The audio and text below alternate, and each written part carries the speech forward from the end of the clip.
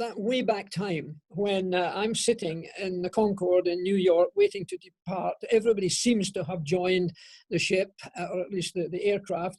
And then your good self arrives at that time with your wife. And I thought, wonder what he's doing at this. Who is he? There's been a big VIP thing here getting him on board. I was sitting in 1A, and then I kept looking after to see where you were going, and I then recognized you were in 11, A and B, which rather disappointed me. And when you did walk in, I knew immediately that you had recognized me. I didn't know you, but I didn't know you were an enthusiast of motorsport. So I asked the part of the crew, I said, who came in a little bit late? And they said it was someone from Bahrain, but they didn't mention who. They didn't want to. They were correct. It was British Airways. They would be correct. And I thought, well, he knows me. So I thought I should go back and see you. And I went back. It's a long way back from 1A to 11 A and B. But then we started to chat. And of course, I found out your love of motorsport. Yes, well, I remember saying good luck. If memory serves, you were either launching Stewart Grand Prix that year or you had launched it and the new season was about to start. Because I believe this was at the beginning of the year. I think it was 1997 in January or maybe even February. And you were so kind. And I was not a student at the time, but I had just recently finished university. And I had been in New York on a private trip. And when I saw you, I was thrilled because, you know, Jackie, I've been a fan of Formula One ever since I was probably about 8 years old, or for as long as I can remember. Probably from, you know, the instant gasoline was sort of part of my system. Formula One was always in my head. And I remember the battles you used to have with Emerson. Oh, yeah. Now, as a child, you might not like this, but as a child, the black and gold car looked a lot more interesting than the blue one. But I can't remember that one. As I grew older, I realized, you know, that it was, as in all things, that it's all the characters, all the fight, all the champions, all the greatness that comes from sport comes from competition. But anyway, I digress. And saying good luck to you, seeing you there was a real thrill. And for you to come back and talk to me, and we had a nice little chat, I remember, on the aircraft, and you gave me 2 little lapel pins, which I still keep. Well, I'm very happy about that. That's very nice. Well, it's strange how these things happen and then friendships grow because not long after that, because you told me you had a great interest in motorsport, then for some reason you had invited me to come to Bahrain at some point. Yes. Well, your enthusiasm blossomed into something really special, and it really didn't take that long for you to have a circuit, a Bahrain Formula One Grand Prix circuit. And I know you went to a few other people to suggest that happened, and some of them were enthusiastic and some of them perhaps were not. Well, I would say that there are 2 people who are instrumental in us getting, well, let me rewind.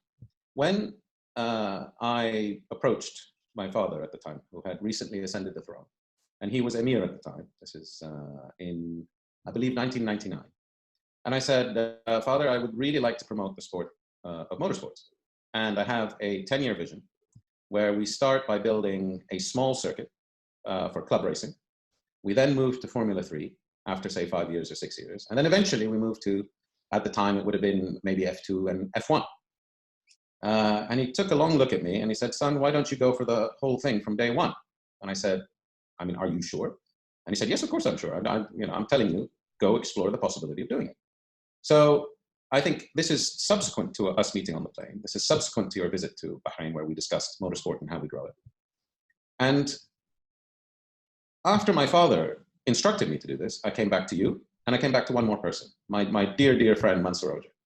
And I remember him flying out. I called him. I had never met him. I called him, and he kindly flew out with a friend of his. And we spent, I think it was supposed to be an hour meeting. I think this is Mansour Oje. This is Mansour Oje. And we spent 9 hours talking. 9, no kidding. And we went through the whole logistical stream. We got to know each other, and we have been lifelong friends ever since. You then very kindly invited me to a race when we were seriously exploring this effort.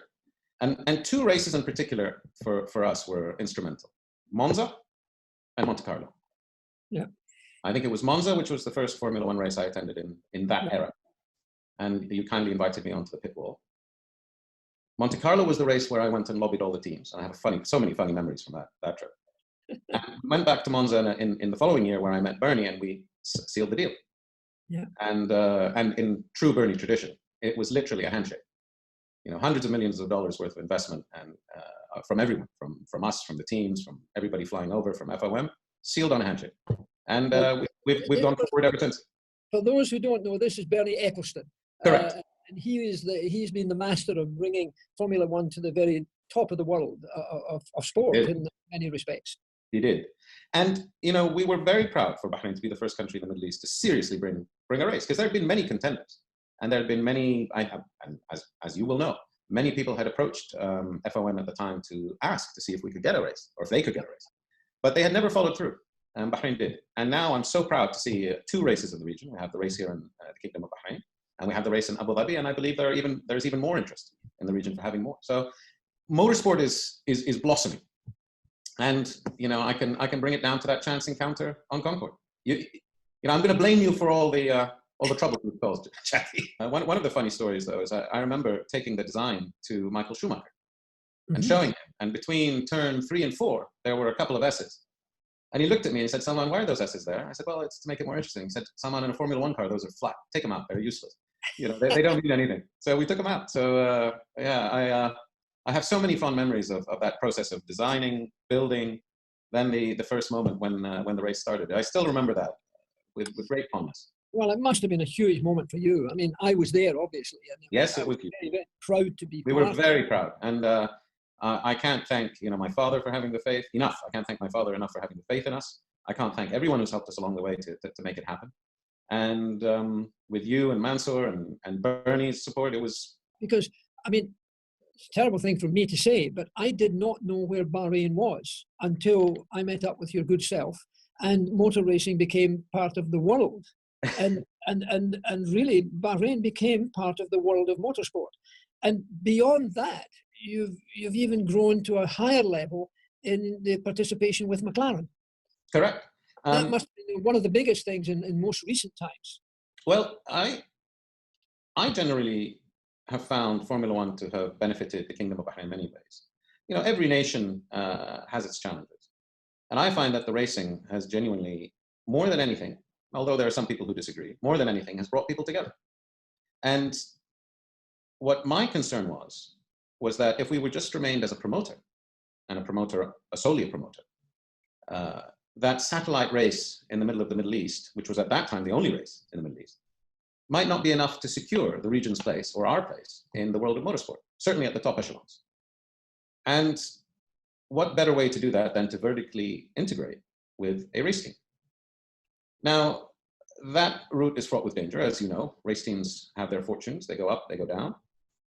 But McLaren was different, and it was different for 2 reasons. The first reason is, of course, I knew Mansour Ojed.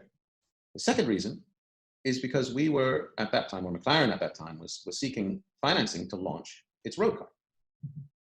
So it becomes a totally different proposition when you're dealing with a race team, solely a race team, to a race team which is about to enter into very serious production of a global sports car.